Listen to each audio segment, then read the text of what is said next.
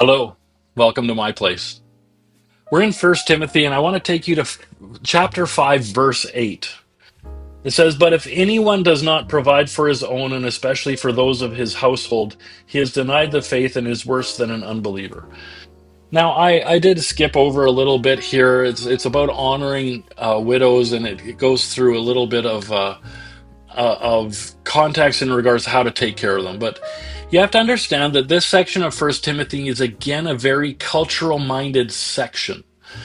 That's why I've highlighted verse 8. When we have family, we have responsibility. You know, Paul is not against marriage and family.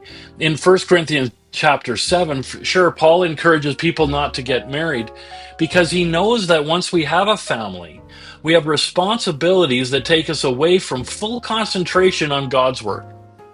It is good to have a family, but we must take care of them. For those of us in ministry, it is important to not neglect your family. There are times when responsibility takes us away from them, but it is important to have the responsibility of making family a priority. I cannot stress it enough. I grew up in a pastor's household.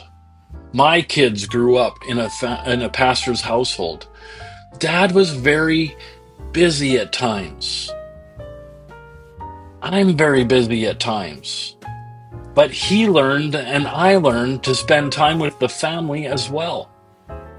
I've been learning the same thing that my dad went through, and I know that a lot of what I practice is because of what my dad learned, and I learned through him. Family is important. In my life, I try to put God first, family second, ministry third, and so on. Sometimes, however, it gets a little mixed up, but for the most part, this is my life. Paul tells us, he says, if anyone does not provide for his own, and especially of those who are in his household, he has denied the faith and is worse than an unbeliever. Those are strong words. Strong words from Paul. But I agree with him. Family is important. God bless you richly. We'll see you next time.